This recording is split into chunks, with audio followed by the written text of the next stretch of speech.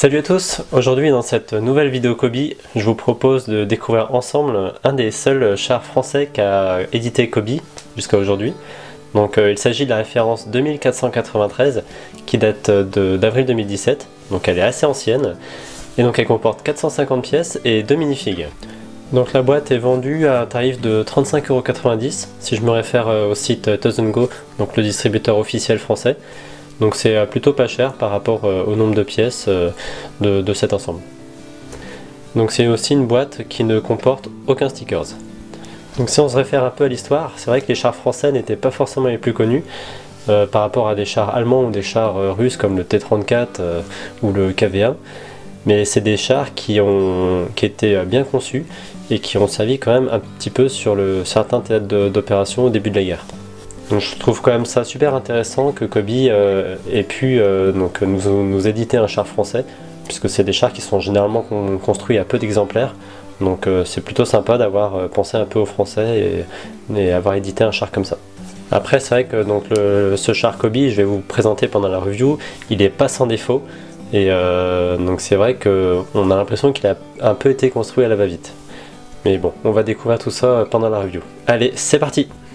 Donc si on s'intéresse rapidement à l'arrière de la boîte, on retrouve toujours quelques encarts avec l'ensemble des fonctionnalités du char, donc que ce soit au niveau de la rotation de la tourelle, au niveau des rotations des chenilles ou bien sûr la rotation du canon.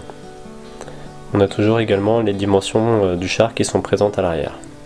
Donc également à l'arrière on retrouve un encart descriptif avec l'ensemble des informations importantes du char, une vue arrière du char avec le chef de char et un soldat d'infanterie, ainsi que les armes qui vont accompagner ces soldats. Voilà, donc on se retrouve après le montage du char. Donc le Somua c'était un char de la catégorie des chars moyens, au même titre que le Panzer IV, puisqu'il faisait à peu près 19 tonnes. Donc c'était un char qui était dit de cavalerie, qui servait notamment à enfoncer les lignes ennemies pour attaquer les chars ennemis de l'époque.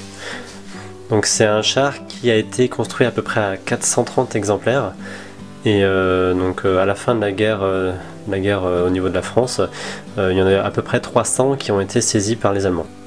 Donc on verra plus tard, mais les Allemands ont fait quelques modifications, notamment au niveau du tourello.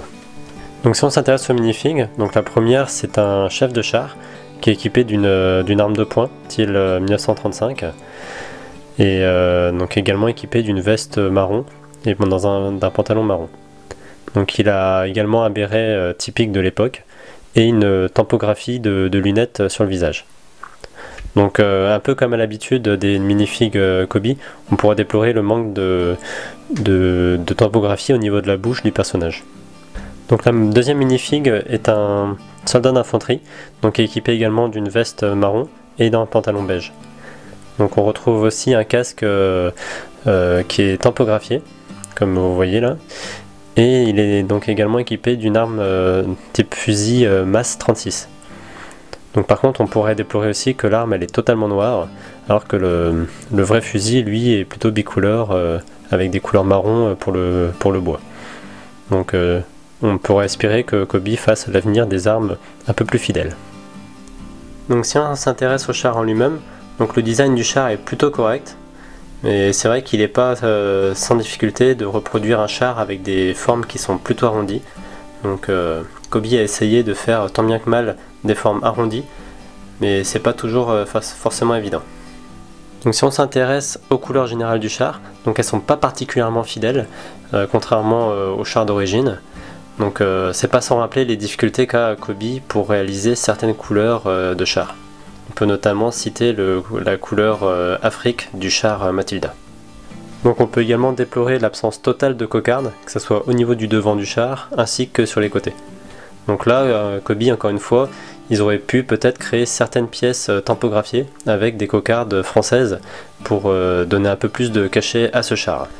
Donc vous l'aurez compris qu'au niveau design général du char, je ne suis pas forcément emballé par les choix qu'a fait Kobe, que ce soit au niveau des couleurs, de l'absence des tempographies, ainsi que de la forme générale de certaines parties du char.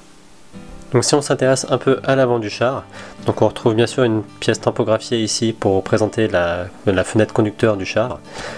Et donc c'est une pièce qui est normalement fonctionnelle sur le vrai char. On retrouve également le phare ici qui est bien présent sur la version originale, ainsi que donc 2 crochets de remorquage ici à l'avant. On pourrait noter également au niveau des chenilles que celles-ci elles sont légèrement trop larges par rapport au char original. Donc après Kobi a fait le choix de faire des chenilles en 2 tenons qui est quand même plus cohérent qu'une chenille d'un seul tenon, étant un char moyen. Donc si on s'intéresse au côté du char, donc on verra bien sûr la présence du blindage au niveau des trains de roulement. Donc c'est un blindage qui était plutôt rare sur les chars de l'époque. Et donc là ici c'est plutôt fidèlement reproduit. Donc on notera également l'absence totale d'une trappe d'accès qui est normalement présente sur le char original. Donc si on s'intéresse maintenant à la tourelle, donc ce char était équipé d'un canon de 47 mm ainsi d'une petite mitrailleuse accouplée qu'on voit ici en noir. Donc également au niveau de la trappe, donc il s'agit d'une trappe au niveau du tourello qui est en 2 battants.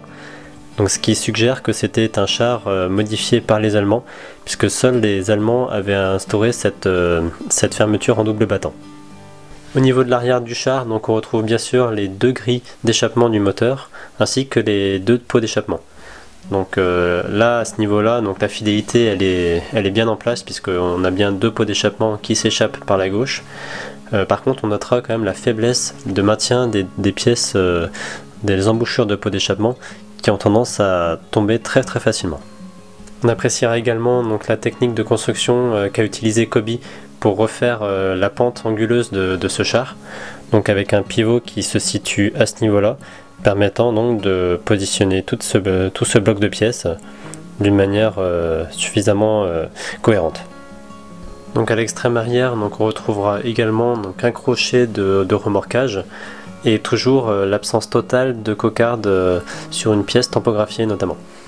Voilà, donc après avoir fait un petit tour de ce beau char français, donc est-ce que vous devez dépenser 35 € ou pas pour acheter ce char? Alors je dirais pour ceux qui sont vraiment des gros collectionneurs de Kobi comme moi ou qui adorent les chars français, je dirais pourquoi pas. Par contre, ceux qui veulent rechercher vraiment la fidélité de reproduction, là je vous dirais peut-être qu'il serait préférable d'attendre un petit peu. Puisque comme je vous ai montré, le char n'est pas sans défaut. Il y a pas mal de petits défauts, que ce soit au niveau du respect des couleurs, de l'absence de cocarde ou même au niveau de certaines formes générales. Donc c'est vrai que c'est pas une représentation qui est des plus fidèles par rapport au char original. Voilà, donc j'espère que cette petite vidéo vous a plu.